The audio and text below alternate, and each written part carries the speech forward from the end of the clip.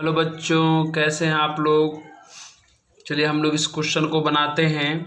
Question में कह रहा है कि let the vector A B C be a given as, मतलब वेक्टर ए का वैल्यू दिया हुआ है ये वाला, वेक्टर बी का वैल्यू दिया हुआ है, वेक्टर सी का वैल्यू दिया हुआ है। हमने वेक्टर ए का जो दिया था, बी का जो दिया था, सी का जो दिया था वो हमने लिख लिया। ठीक है, कहता है देन सो दैट, प्रूफ करना है कि ये A cross B plus C is equal to A cross B plus A cross C होना चाहिए। ये हम लोगों को शो करना है। तो एक काम करते हैं, सबसे पहले LHS वाला जो पार्ट है उनको प्रूफ करने की कोशिश करते हैं, सॉल्व करते हैं, फिर RHS वाला पार्ट सॉल्व करेंगे। अगर दोनों इक्वल हो गया तो प्रूफ हो गया। तो सबसे पहले LHS को सॉल्व करने से पहले A का क्रॉस है B प्लस सी के साथ, A का क्रॉस है B प्लस सी के साथ। तो सबसे पहले B प्लस सी फाइंड कर लें आप। फॉर LHS लिख देते हैं यहाँ पर, हम फॉर LHS की बात करेंगे हम लोग।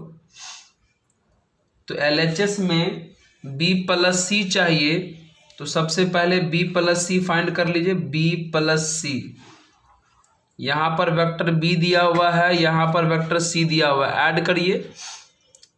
तो कैसे ऐड करेंगे, I वाला के साथ ऐड होगा, दोनों में I कॉमन है, कॉमन कर लीजिए। तो B1 प्लस C1 I हो जाएगा।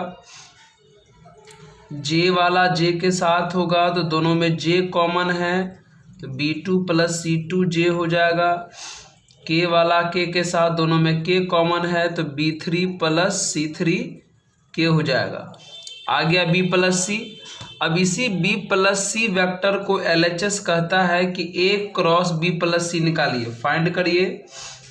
A cross B plus C find करना है ना। मतलब इस B प्लस सी को पूरा आप एक वेक्टर मान लीजिए, एक ही कोई वेक्टर मान लीजिए। B प्लस सी को पूरा कोई एक वेक्टर आप मान लीजिए, और उस B प्लस सी को A से क्रॉस करना है। तो आपको पता है जब भी वेक्टर का क्रॉस करना होता है हम लोग डिटर्मिनेंट का यूज करते हैं। डिटर्मिनेंट के फर्स्ट रो में I J K रखेंगे। डिटर्मिनेंट के सेकेंड रो में जो फर्स्ट वेक्टर है, यहाँ फर्स्ट वेक्टर कौन है, A है, उसका कोफिशिएंट। तो A का कोफिशिएंट A1 A2 A3 लिखेंगे, A1 A2 A3 लिखेंगे। थर्ड रो में सेकेंड वेक्टर जो B प्लस सी है उसका कोफिशिएंट, तो B प्लस सी का क्या है, B1 प्लस C1 है, फिर B2 प्लस C2 है, और फिर B3 प्लस C3 है। हमने लिख लिया। अब हम इसको क्या कर देते हैं, एक्सपेंड कर देते हैं।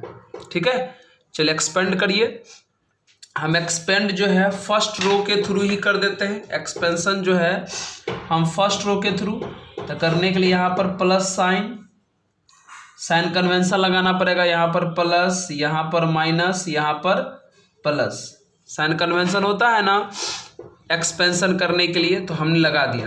तो चलिए एक्सपेंड करते हैं। सबसे पहले I को प्लस I से मल्टीप्लाई करेंगे तो I हो जाएगा। I जिस रो में है और जिस कॉलम में है हटा दीजिए, जिस रो में है जिस कॉलम में हटा दीजिए। देख लीजिए क्या क्या बच गया। आप देखेंगे तो बचा हो है A2 A3 B2 plus C2, फिर B3 प्लस C3 बचा हुआ है। फिर J की बात करते हैं, तो J को माइनस से मल्टीप्लाई करेंगे, माइनस J हो जाएगा।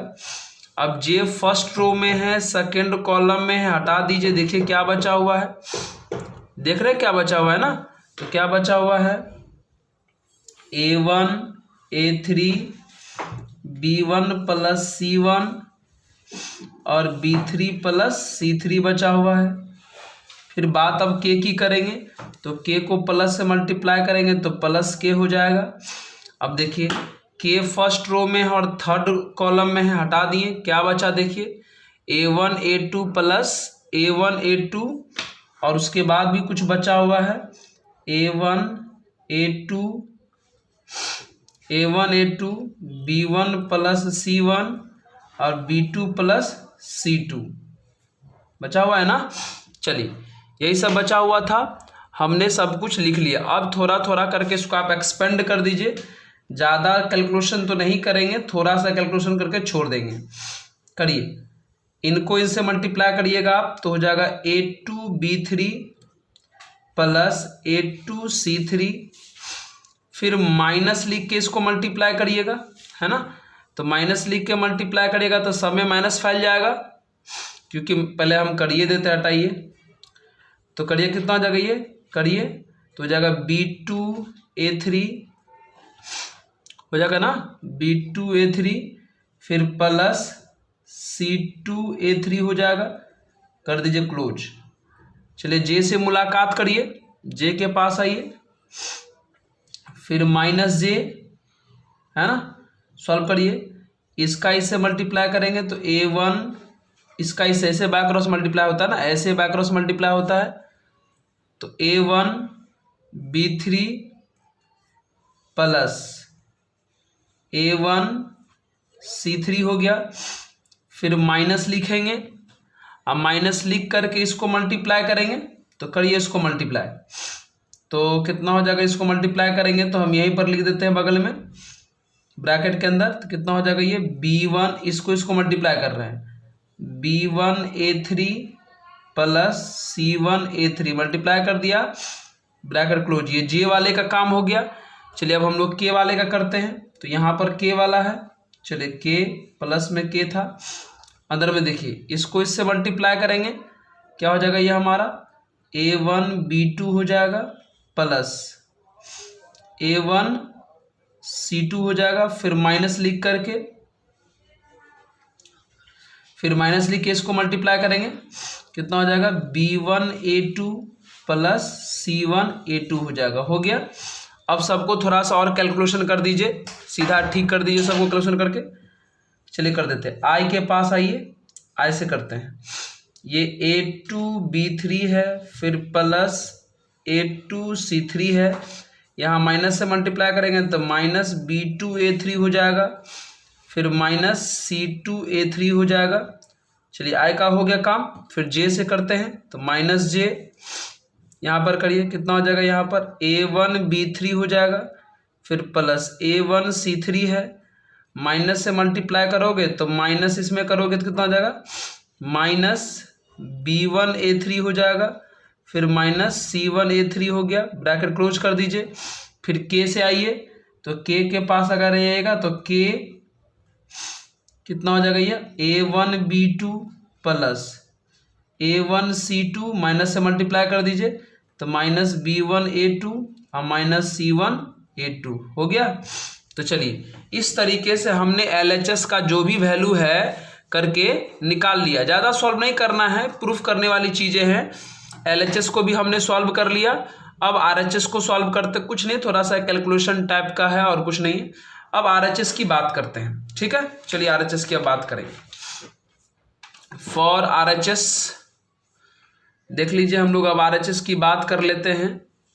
ज़्यादा हार्ड चीज़ नहीं है जो आपसे नहीं बनेगा, थोड़ा सा कैलकुलेशन वाला चीज़ है, क्योंकि ये जो है सारा अननोन फैक्टर के रूप में दिया हुआ है। बात करते हैं RHS, फॉर RHS। अब देख लेते हैं RHS के लिए क्या डिमांड है। तो RHS को देखिए क्या प्रूफ करना है।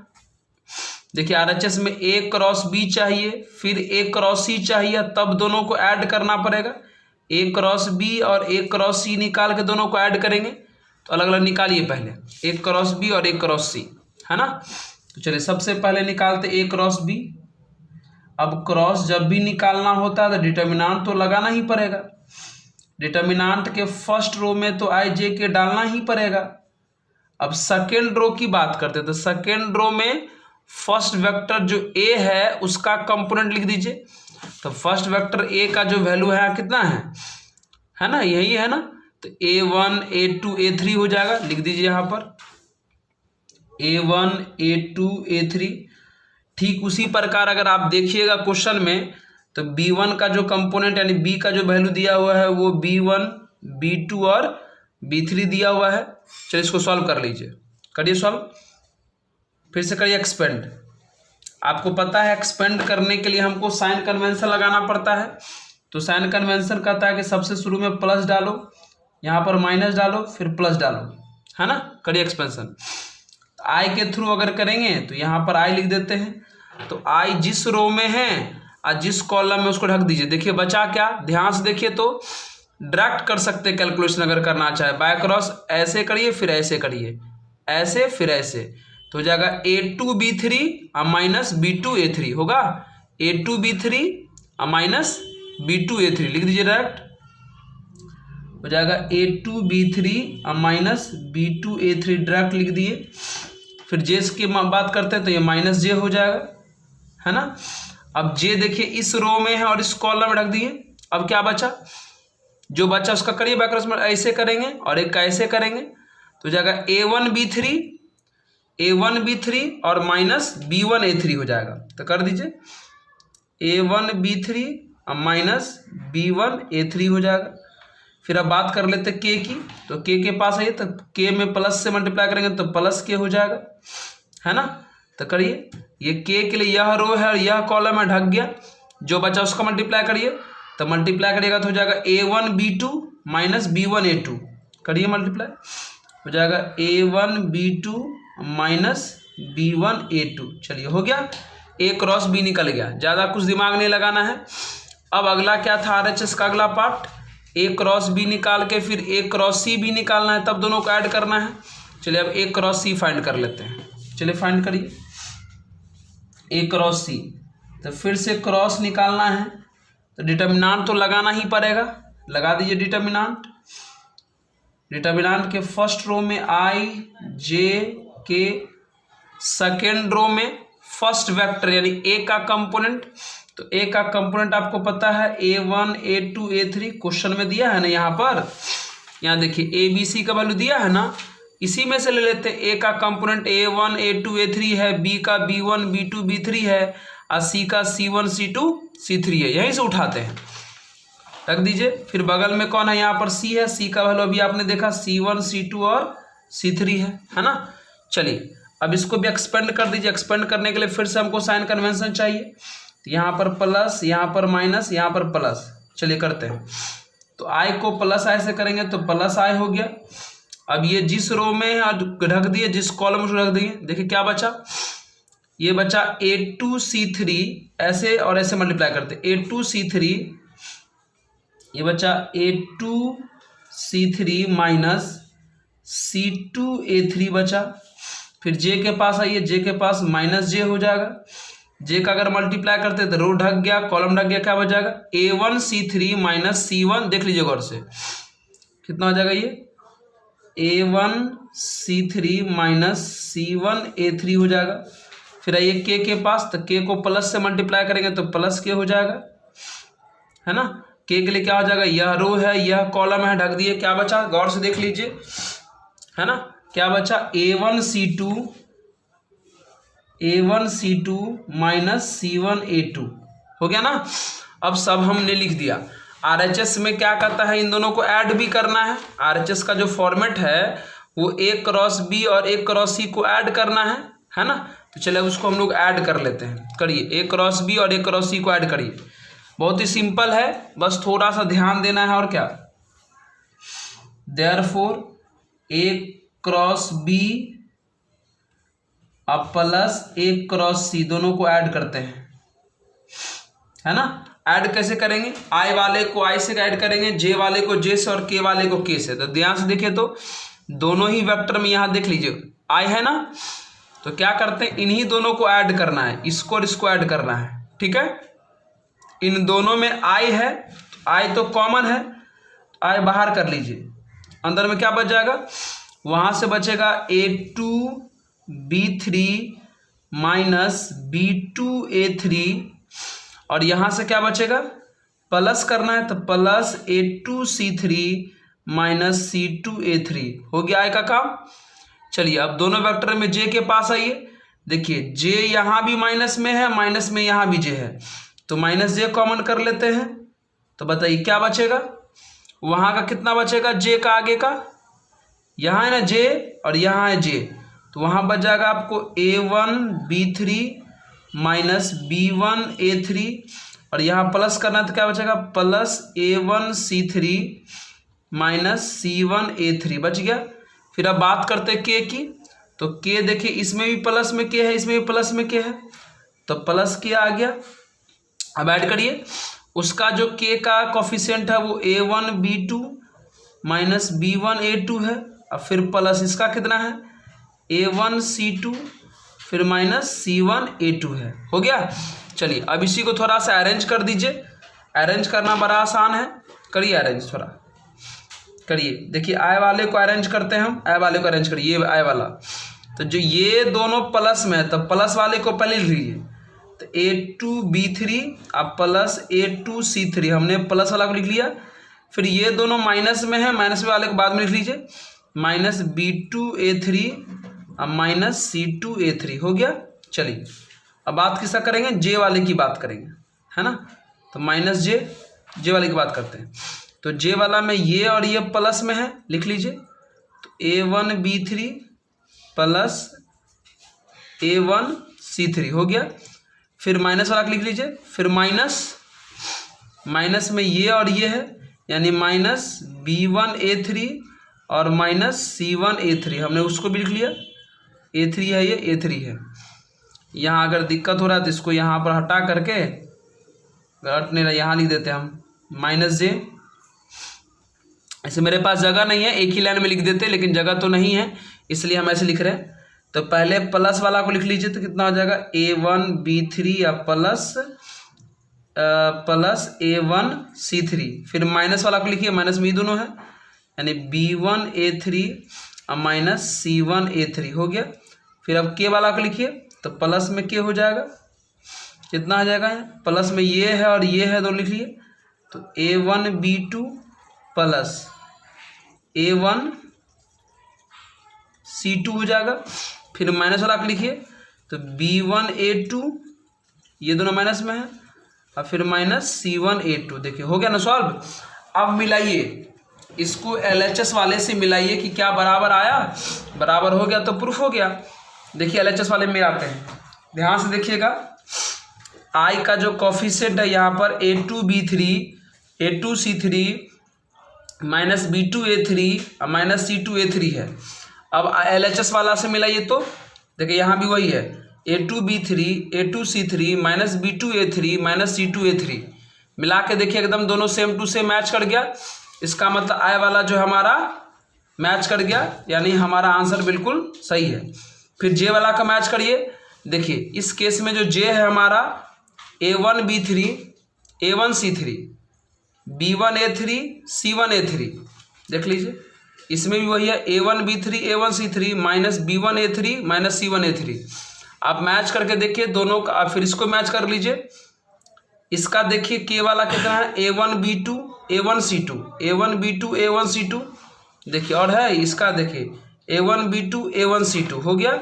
फिर माइनस वाला मैच करिए, तो minus b1a2 minus c1a2 minus b1a2 minus, देखिए माइनस b1a2 माइनस c1a2, सारा तो मैच कर गया ना। इसका मतलब हमारा जो LHS है और RHS बराबर प्रूफ हो गया। तो नीचे में हम एक लाइन लिख देते हैं, therefore LHS is equal to RHS proved. ये क्वेश्चन बस थोड़ा सा कैलकुलेशन था और कुछ नहीं था, है ना, इसको बना सकते थे। चलिए ठीक है, नेक्स्ट क्वेश्चन की बात करते हैं हम लोग। देखिए क्वेश्चन नंबर हम लोग का 8 है, ध्यान से देखिए, अच्छा क्वेश्चन है। कहता है if either A vector A is equal to 0 vector B is equal to 0 then A cross B is equal to 0।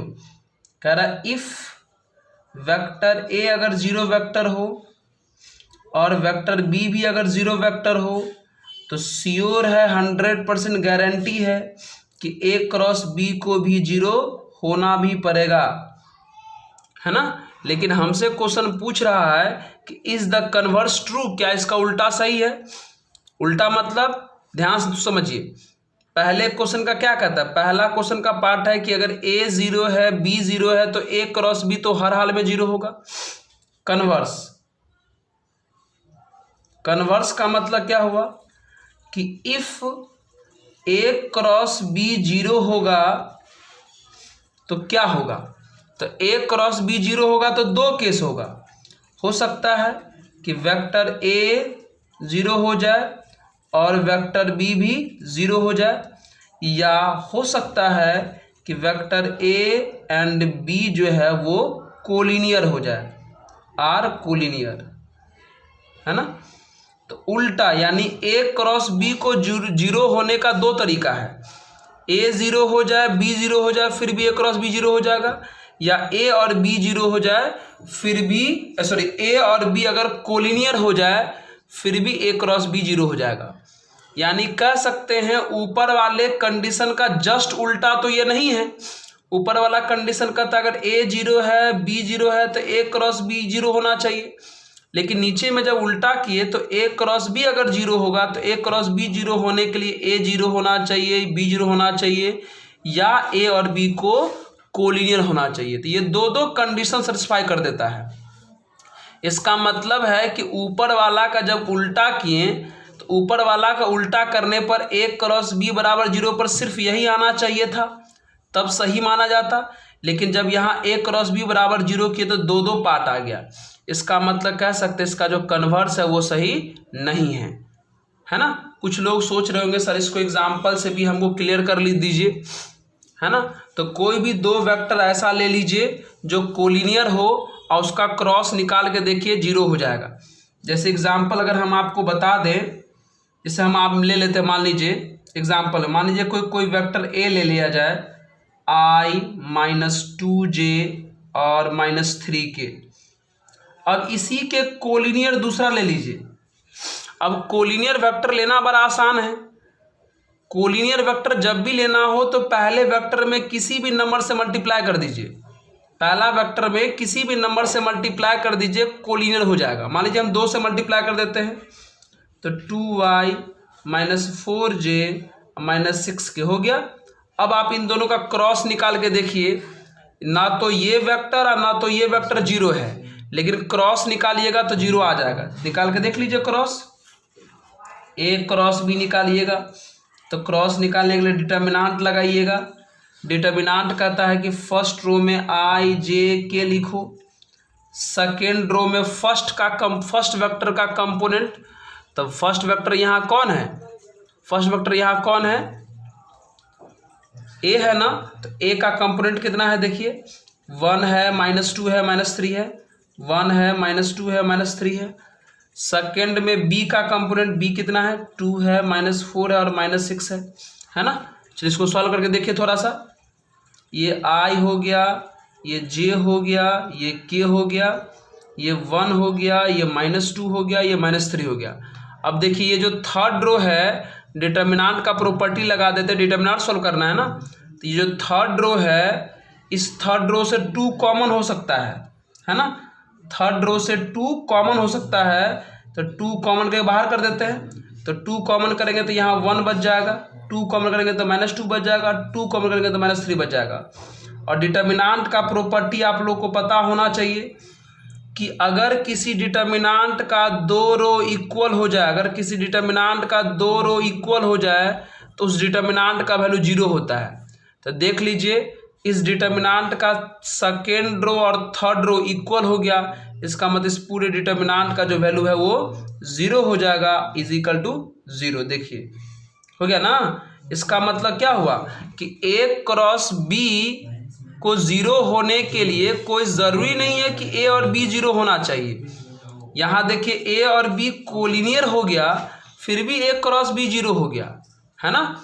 तो जो उल्टा था कि ए क्रॉस बी को 0 होने के लिए सिर्फ ए 0 और बी 0 ही होना चाहिए, ये बात गलत है। ए क्रॉस बी को 0 होने के लिए ए 0 हो सकता है, बी 0 हो सकता है, या ए और बी 0 नहीं भी होगा फिर भी 0 हो सकता है। और ए और बी 0 तब नहीं होगा जब ए और बी क्या हो जाए, कोलिनियर हो जाए। तो उस केस में भी ए क्रॉस बी का वैल्यू 0 हो सकता है। सिंपल सी चीज़ें हैं। किसी को अगर डिटर्मिनेंट का प्रॉपर्टी मान लीजिए अगर ये याद नहीं है तो आप उनको एक्सपेंड करके देख सकते हैं, लास्ट में रिजल्ट 0 आएगा, है ना। तो बिना बी जीरो के ए क्रॉस बी जीरो हो सकता है, अभी हमने प्रूफ कर दिया। इसका मतलब इसका उल्टा जो है सही नहीं है। चलिए नेक्स्ट क्वेश्चन की बात करते हैं हम लोग, क्वेश्चन नंबर 9 की। देख लीजिए सॉल्यूशन करते हैं, ये बहुत आसान सा क्वेश्चन है ना। देखिए कहता find the area of triangle with vertices. ये तो बहुत आसान क्वेश्चन है। कोई ट्रायंगल है, उसका तीनों वर्टेक्स दिया हुआ है। वर्टेक्स ए दिया है 1 1 2, वर्टेक्स बी दिया है 2 3 5, वर्टेक्स सी दिया है 1 5 5। ठीक है, एरिया निकालना है। तो ट्रायंगल का एरिया निकालने के लिए आपको यहाँ से कोई भी दो साइड निकालना पड़ेगा वेक्टर फॉर्म में। ट्रायंगल का एरिया निकालने के लिए आपको यहाँ से कोई भी दो साइड निकालना पड़ेगा वेक्टर फॉर्म में। तो चलिए हम एक वेक्टर निकाल लेते हैं बी ए, एक वेक्टर निकाल लेते हैं बी सी। वेक्टर फॉर्म में निकालते हैं, चलिए निकालते हैं। बड़ा आसान सी बात है, निकालते हैं बी ए। आपको पता है कई बार हम बताते चले आए हैं, बी ए का मतलब होता है ए माइनस बी कर सकते हैं। एक बार लिख देते हैं हम लोग, position vector of A minus position vector of B, ये फॉर्मूला होता है ना। बी ए का मतलब क्या हुआ, ए में से बी माइनस करना है, तो करिए ए में से बी माइनस। तो एक्स वाला को एक्स वाला से माइनस करिए, वाई वाला को वाई वाले से, और जेड वाले को जेड वाले से। तो करिए, ए का यहाँ 1 है एक्स और यहाँ 2 है, तो 1 माइनस 2 हो जाएगा -1 हो जाएगा ना, -1।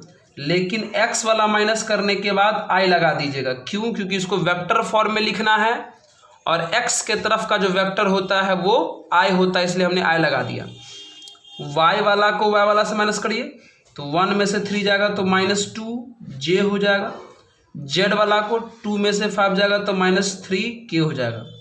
बी ए आ गया।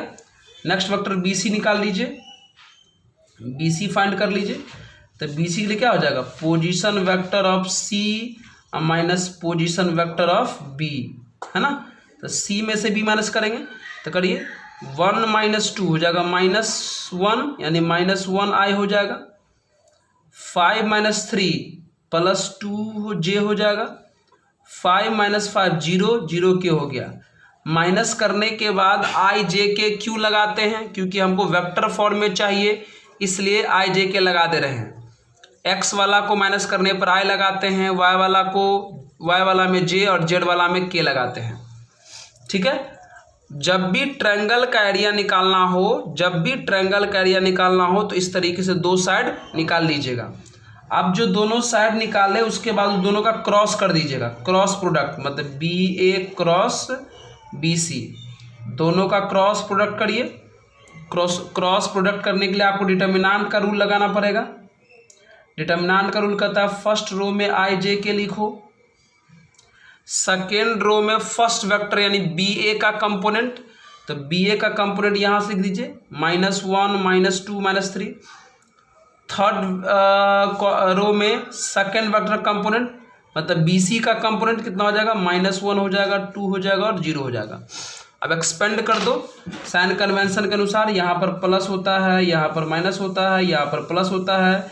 हम डायरेक्ट एक्सपेंड कर देते हैं। तो चलिए आई के थ्रू एक्सपेंड करेंगे, तो आई जो है फर्स्ट रो फर्स्ट कॉलम में ढक गया। देखो मित्रों, इसको बाय क्रॉस मल्टीप्लाई करो, -2 को 0 से मल्टीप्लाई करेगा, -2 को 0 से मल्टीप्लाई करेगा 0 हो जाएगा। अब मल्टीप्लाई करने के बाद माइनस लिखो, तब अगला स्टेप को मल्टीप्लाई करो। एक बार जब मल्टीप्लाई हो जाए तो माइनस लिख के तो अगला मल्टीप्लाई करेंगे। अब इसको इससे मल्टीप्लाई करेंगे तो हो जाएगा -6, और एक माइनस पहले से तो हो जाएगा +6। आई वाला का काम हो गया। जे की बात करते हैं तो जे हो जाएगा -j, मल्टीप्लाई करिए। जे फर्स्ट रो में सेकेंड रो कॉलम हट गया, मल्टीप्लाई करिए। पहला मल्टीप्लाई करिएगा, -1 को 0 से करिएगा तो 0 हो जाएगा। मल्टीप्लाई करने के बाद जस्ट माइनस लिखिए, तब दूसरा मल्टीप्लाई करिए। अब -1 को -3 से करेंगे तो +3 हो जाएगा, तब प्लस में 3 लिख दीजिए, माइनस तो पहले से था। यहाँ देखिए के हो जाएगा, एक्सपेंड करिए। के जो फर्स्ट रो में थर्ड कॉलम में है, पहला मल्टीप्लाई करिए, -1 को 2 से करेंगे तो -2 हो जाएगा। जैसे ये मल्टीप्लाई हो गया फिर माइनस डालिए, तब दूसरा करिए। -1 को -2 से करेंगे तो +2 हो जाएगा, +2 हो जाएगा। ये वाला माइनस पहले से था, कितना हो जाएगा ये हो जाएगा 6i, ये -3 माइनस हो जाएगा +3j, ये -4 यानी -4k हो जाएगा। आ गया ना। जब दो वेक्टर निकाल लिए, फिर दोनों वेक्टर का क्रॉस निकाल लिए, उसके बाद क्या करिएगा, आप दोनों का उन क्रॉस का मैग्नीट्यूड फाइंड कर लीजिएगा। मतलब BA क्रॉस BC का मैग्नीट्यूड फाइंड कर लीजिएगा। मैग्नीट्यूड कैसे निकलेगा, √i के कोफिशिएंट का स्क्वायर 36 हो जाएगा, j कोफिशिएंट का स्क्वायर 9 हो जाएगा, k कोफिशिएंट -4 का स्क्वायर 16 हो जाएगा। तो मित्रों कितना आंसर आएगा बताओ ये, तो ये हो जाएगा 16, ये 45 जाएगा ना, 36 और 9 45 और 16 कितना हो जाएगा, 45 और 16, गलती नहीं होना चाहिए। 5 6 5 11 4 5 मतलब 61 हो जाएगा ना, 61। यानी हमारा सिंपल सी बात है। अब जो है एरिया आ गया, एरिया ऑफ ट्राइंगल का फॉर्मूला होता है 1/2 into magnitude of BA cross BC। बात खत्म। तो 1/2 BA क्रॉस BC का मैंने √61 आया, यानी कितना आ गया, √61/2 स्क्वायर यूनिट आंसर। इस तरीके से आप किसी भी ट्रायंगल का एरिया निकाल सकते हैं। ठीक है, चलिए नेक्स्ट क्वेश्चन की बात करते हैं। यहाँ लिखा हुआ find the area of parallelogram whose adjacent side are given. Parallelogram बना लीजिए, पैरेललोग्राम का एरिया फाइंड करना है। ठीक है, चलिए बना लिए पैरेललोग्राम। अब क्वेश्चन में कह रहा है कि पैरेललोग्राम का एडजेसेंट साइड का मतलब अगल बगल, मतलब एक साइड मान लो ये और एक साइड मान लो ये अगल बगल है। तो a का वैल्यू मान लो दे दिया है i - j + 3k, और इसको b मान लीजिए। अब b वाला दे दिया है 2i - 7j और +k। ठीक है, एरिया निकालना है। तो पैरेललोग्राम में भी जब एरिया निकालना हो तो एडजेसेंट साइड अगर दिया हुआ है, मतलब अगल वाला बगल वाला अगर साइड दिया है, तो सबसे पहले उन दोनों साइड का क्रॉस निकालिए, यानी a क्रॉस b फाइंड करिए। तो फिर से डिटर्मिनेंट लगाएंगे, i डालेंगे, j डालेंगे, k डालेंगे, क्रॉस। सेकेंड रो में फर्स्ट यानी a का कंपोनेंट कौन हो जाएगा, यहाँ से 1 - 1 3 हो जाएगा। सेकेंड वेक्टर में b का कंपोनेंट क्या हो जाएगा, 2 - 7 और 1 हो जाएगा। कोफिशिएंट लिखते हैं कंपोनेंट की जगह पे, तो 2 - 7 और 1 हो जाएगा। एक्सपेंड कर दीजिए इसको आप अच्छी तरीके से। एक्सपेंशन करने के लिए साइन कन्वेंशन आपको पता है लगाना पड़ता है, हमने साइन कन्वेंशन लिख दिया। शुरू में प्लस, फिर माइनस, फिर प्लस। चलिए आई के थ्रू एक्सपेंड करेंगे इसको, तो कितना हो जाएगा, आई फर्स्ट रो में है, फर्स्ट कॉलम में ढक गया। कितना बचा देखिए, -1 को -1 से -1 को 1 से मल्टीप्लाई करेंगे, -1 होगा। अब माइनस लिख दो, तब अगला मल्टीप्लाई करो। अब -3 को -7 को 3 से करेंगे तो हो जाएगा कितना, -21। एक माइनस पहले से तो हो जाएगा +21। चलिए जे की बात करते हैं, तो जे में हो जाएगा -j, रो हट गया, कॉलम हट गया, मल्टीप्लाई करिए। 1 को 1 से मल्टीप्लाई करिएगा तो पहला 1 हो गया, फिर माइनस लिखिए। अब मल्टीप्लाई करिए, 2 को 3 से करिएगा तो प्लस में 6 आ जाएगा। फिर k की बात करिए तो +k हो जाएगा, करिए मल्टीप्लाई। रो हो गया, कॉलम हो गया, मल्टीप्लाई करिए। 1 को -7 से करिएगा पहली बार तो -7 हो जाएगा, फिर माइनस लिखिए तब अगला मल्टीप्लाई करिए। तो 2 को -1 से करिएगा ना, तो -2 हो जाएगा, और एक माइनस पहले से है तो +2 हो गया, है ना। चलिए इसको थोड़ा लिख लीजिए अरेंज करके। ये कितना हो जाएगा, 20i हो जाएगा। ये -5 तो ये +5j हो जाएगा, और ये पर -5k हो गया, आ गया। अब इसका मैग्नीट्यूड फाइंड कर लीजिए, a क्रॉस b का मैग्नीट्यूड फाइंड कर लीजिए। तो मैग्नीट्यूड कितना हो जाएगा, √i के कोफिशिएंट का स्क्वायर 400, j कोफिशिएंट का स्क्वायर 25 और k कोफिशिएंट का स्क्वायर 25, ओके ना। यानी कितना आ गया, √450, है ना। √450 को अगर फैक्टराइज करने का मन हो तो फैक्टराइज करके आप बाहर कर भी सकते हैं। फैक्टराइज करिएगा तो करिए फैक्टराइज, 450 को फैक्टराइज करिए तो देखिए, तो अगर 2 से करते हैं तो 2 दूनी 4, 25 दूना 50 हो जाएगा, 2 दूनी 4, हाँ ठीक है। फिर 2 से करिए, अब तो लग जाएगा ये 3 से, 3 7 21, 3 5 15, फिर लग जाएगा ये 3 से, 25 या 75, फिर 5 25 हो जाएगा ना, यानी 3 आ गया 2 बार, 3 आ गया 2 बार, एक बार बाहर निकलेगा, 5 आ गया 2 बार तो एक बार बाहर निकलेगा, मतलब हो जाएगा 3 एगो बाहर 5 एगो बाहर, तो 15 बाहर, यानी 15√2 हो गया, इतना हो गया। ठीक है, चलिए अब देखिए इसको ध्यान से, एरिया निकालना है। तो area of parallelogram, area of parallelogram का मित्रों फॉर्मूला होता है direct magnitude of A cross B, और कुछ नहीं होता है। और ए क्रॉस बी का मैग्नीट्यूड आपने निकाला है 15√2 स्क्वायर यूनिट हो गया इसका आंसर। ठीक है, इस तरीके से आप इस क्वेश्चन को बना सकते हैं। नेक्स्ट क्वेश्चन देखिए 11 नंबर, कहता है let the vector A and B be such that, कहता है कि ए और बी वेक्टर है, सच दैट मतलब क्या क्या दिया है देख लीजिए। वेक्टर ए का जो मैग्नीट्यूड दिया है वो 3 दिया है, वेक्टर बी का जो मैग्नीट्यूड दिया है वो √2/3 दिया हुआ है। Then A cross B is a unit vector, A cross B जो है वो यूनिट वेक्टर है। यूनिट वेक्टर का मतलब क्या हुआ, उसका मैग्नीट्यूड कितना हो जाएगा, ए क्रॉस बी का मैग्नीट्यूड 1 हो जाएगा। अगर क्वेश्चन में ए क्रॉस बी अगर यूनिट वेक्टर बोल रहा है तो यूनिट वेक्टर तो तब हो सकता है जब उसका मैग्नीट्यूड कितना हो जाए, 1 हो जाए। तब कह रहा है कि if the angle between A and B is, तो कहता है ए और बी के बीच का एंगल कितना होगा बताइए। तो सिंपल है, लगाइए फॉर्मूला। ए क्रॉस बी का मैग्नीट्यूड कितना होता है, ए का मॉड बी का mod into sine theta I is equal to 1।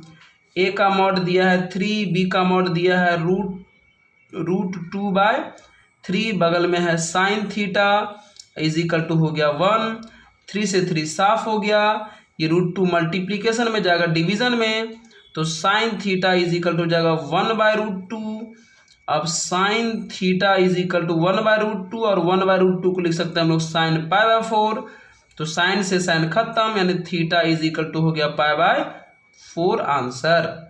ठीक है, यानी ऑप्शन नंबर बी करेक्ट हो गया। चलिए क्वेश्चन नंबर 12 की बात करते हैं हम लोग। देखिए कहता है एरिया ऑफ रेक्टेंगल, रेक्टेंगल का एरिया फाइंड करना है। Area of rectangle having vertices A B C D with position vector दिया हुआ है, मतलब प्रत्येक, पहले रेक्टेंगल बना लीजिए। रेक्टेंगल हमने बना लिया सबसे पहले, है ना, नेम दे दीजिए, इसका ए, इसका बी, इसका सी, इसका डी। प्रत्येक का पोजीशन वेक्टर दिया है, ए का दिया है, बी का दिया है, सी का दिया है, डी का दिया है। लिख देते हैं हम। ए का दिया है, देख लीजिए क्वेश्चन में शुरू से पढ़िएगा, तो -i हो जाए है, +1/2j है और +4k है। फिर बी का जो दिया है, बी का सेकंड वाला हो जाएगा, -i है, फिर 1/2j है और फिर 4k है। फिर सी का है, सी का i -1/2j और +4k। फिर डी का दिया हुआ है -i -1/2j और +4k। सारा पॉइंट का पोजीशन वेक्टर दिया है और इसका एरिया निकालना है। अच्छा एक बात बताइए, इस रेक्टेंगल का एरिया निकालना है। यह रेक्टेंगल तो क्वाड्रिलेटरल होता है, रेक्टेंगल एक क्वाड्रिलेटरल होता है ना, तो आप इसका एरिया निकालने के लिए क्वाड्रिलेटरल वाला रूल लगा सकते हैं। रेक्टेंगल भी एक क्वाड्रिलेटरल है, तो इसलिए रेक्टेंगल का एरिया निकालने के लिए आप क्वाड्रिलेटरल वाला रूल लगा सकते हैं। तो क्वाड्रिलेटरल वाला रूल के लिए आपको पहले डायगोनल फाइंड करना पड़ेगा। तो चलिए एक डायगोनल है AC फाइंड कर लेते हैं, एक डायगोनल है DB फाइंड कर लेते हैं, है ना। अगर आप रेक्टेंगल अगर क्वाड्रिलेटरल है और क्वाड्रिलेटरल से अगर आप इसका एरिया निकालना चाहते हैं तो क्वाड्रिलेटरल्स एरिया निकालने के लिए इसका डायगोनल मालूम होना चाहिए। तो हम एक डायगोनल AC और एक डायगोनल DB ड्रॉ कर दिए, दोनों निकाल लेते हैं। क्या जाता है, निकालिए। सबसे पहले AC निकालेंगे, AC। तो AC निकालने के लिए आपको पता है कि पोजीशन वेक्टर ऑफ C या माइनस पोजीशन वेक्टर ऑफ क्या करना पड़ेगा, A, यानी C में से A माइनस करेंगे। तो करिए C में से A माइनस, है ना, AC यहाँ है तो C में से माइनस करिए, तो I में से माइनस आ गया तो 2I हो गया। फिर J, तो -1/2 में से 1/2 जाएगा तो माइनस करके देखो वो -J आ जाएगा। 4K में से 4K गया तो खत्म, यानी J वाला तो K वाला तो पार्ट बचा नहीं, तो 0 × K बोल सकते हैं, है ना। चलिए बात किसका करते हैं अब अगला डायगोनल कौन लिए थे हम लोग, DB। अब DB की बात कर देते हैं, DB। अब DB कैसे निकलेगा, position vector of B minus position vector of D, है ना। अगला से पिछला माइनस करते हैं, B से D, C से, ऐसे। चलिए B से D माइनस करिए, B ये है, D ये है, माइनस करिए। I में से माइनस आ गया तो प्लस में 2I हो जाएगा। 1/2J में से -1/2J जाएगा तो प्लस में J हो जाएगा। और 4K में से 4K कितना आ जाएगा, 0K हो जाएगा। दोनों डायगोनल निकल गया। अब इन्हीं दोनों डायगोनल का क्रॉस करिए, मतलब AC क्रॉस DB निकालिए। तो क्रॉस निकालने के लिए हमको डिटर्मिनेंट का रूल लगाना पड़ेगा, IJK, ठीक है। अब फर्स्ट तो भरा गया, सेकंड में AC का कंपोनेंट, तो AC कंपोनेंट कितना है, 2 है, -1 है, 0 है। और थर्ड में DB का कंपोनेंट कितना है, 2 है, J का 1 है और K का कितना है, 0 है। अब एक्सपेंड कर दीजिए, किधरों से एक्सपेंड कर सकते हैं डिटर्मिनेंट को, है ना। चलिए हम इधर से कर देते हैं, बार बार इधर से करते आ रहे हैं, प्लस माइनस प्लस, ऐसे आप इधर से भी करते हैं तो तुरंत आपका काम हो जाता है ना। इधर से भी कर सकते हैं, क्योंकि डिटर्मिनेंट का रूल होता है कि जिधर से ज़्यादा जीरो रहे उधर से अगर एक्सपेंड करिएगा तो आंसर तुरंत आ जाएगा, आंसर बदलेगा नहीं। तो कर दिए एक्सपेंड, I से करते हैं तो प्लस में I हो जाएगा, है ना। तो करिए, I वाला रो ढक गया, कॉलम ढक गया। देखो मल्टीप्लाई करके, ऐसे मल्टीप्लाई करेंगे फिर भी 0, ऐसे मल्टीप्लाई करेंगे फिर भी 0, तो ये तो 0 हो गया, बात खत्म। J की बात करते हैं तो ये -J हो गया। अब देखिए J वाला रो और J वाला कॉलम ढक दिए। फिर से देख लीजिए, ऐसे मल्टीप्लाई करेंगे फिर भी 0 और ऐसे मल्टीप्लाई करेंगे फिर भी 0, यानी ये भी 0 हो गया। K की बात कर रहे थे तो K में प्लस K हो गया। अब देखिए K इस रो में इस कॉलम में मल्टीप्लाई करेंगे, देखिए ऐसे मल्टीप्लाई करिएगा तो 2 आएगा, फिर माइनस लिखिए तब अगला मल्टीप्लाई करिए, है ना। ऐसे मल्टीप्लाई किया तो 2 लिख लिए। अब ऐसे मल्टीप्लाई करेंगे तो आएगा -2 और एक माइनस पहले से है तो हो जाएगा +2, ठीक है। तो ये 0 तो कितना आ जाएगा, प्लस में 4K आ गया। अब क्या करिए, ध्यान से सुनिए मित्रों, अब इसका मैग्नीट्यूड निकालिए, AC क्रॉस DB का मैग्नीट्यूड निकालिए। तो मैग्नीट्यूड का मतलब √अंडर I के कॉफिशिएंट है ही नहीं 0, J का कॉफिशिएंट है ही नहीं 0, K का कॉफिशिएंट 4 का स्क्वायर 16 होता है ना। मैग्नीट्यूड निकालने के लिए I कॉफिशिएंट का स्क्वायर, J कॉफिशिएंट का स्क्वायर और K कॉफिशिएंट का स्क्वायर करते हैं। I वाला था ही नहीं, मतलब 0 का स्क्वायर हो गया, K वाला था ही नहीं, J वाला था ही नहीं तो 0 का स्क्वायर होगा, K वाला था तो 4 का स्क्वायर 16 हो गया, ये हो जाएगा रिजल्ट 16 का कितना आ जाएगा 4। अब एरिया का जो फॉर्मूला होता है तो इसका मतलब हो जाएगा एरिया ऑफ रेक्टेंगल, है ना। तो जब एरिया निकालना हो तो ½ into magnitude of AC cross DB करते हैं, मतलब डायगोनल। अभी आप डायगोनल निकाले थे ना, तो डायगोनल जो AC DB का क्रॉस आया, क्रॉस का जो मैग्नीट्यूड आया, अगर उसमें ½ से मल्टीप्लाई कर दीजिएगा तो किसी भी क्वाड्रिलेटरल का एरिया फाइंड हो जाएगा, यानी 1/2 और मैग्नीट्यूड आया है 4, यानी आ गया 2² यूनिट आंसर, है ना। तो हमने इसको क्वाड्रिलेटरल वाला रूल से बना लिया, यानी कह सकते हैं कि किसी भी क्वाड्रिलेटरल का जो एरिया होता है ½ into magnitude of cross product of diagonal होता है, यानी डायगोनल के क्रॉस प्रोडक्ट निकाल करके, डायगोनल निकाल के क्रॉस प्रोडक्ट निकाल के उसका मैग्नीट्यूड निकाल के अगर उसमें 1/2 से मल्टीप्लाई कर देंगे तो किसी भी क्वाड्रिलेटरल का एरिया फाइंड हो जाएगा। इस तरीके से हमारा आंसर आ गया 2, यानी ऑप्शन नंबर ये हो गया करेक्ट, है ना। तो इस तरीके से आप बच्चों हमने आप क्वेश्चन बना सकते हैं, कोई दिक्कत नहीं हुआ होगा, आप लोग को अच्छी तरीके से समझ में आ गया होगा। अब जो है हम लोग नेक्स्ट वीडियो में वेक्टर के मिसलेनियस क्वेश्चन को सॉल्व करेंगे। मिसलेनियस जो बेहतरीन कंसेप्ट आपको सिखाएगा, मिसलेनियस के क्वेश्चन को अब हम लोग सॉल्व करेंगे। ठीक है, अब नेक्स्ट वीडियो में बात करेंगे। धन्यवाद।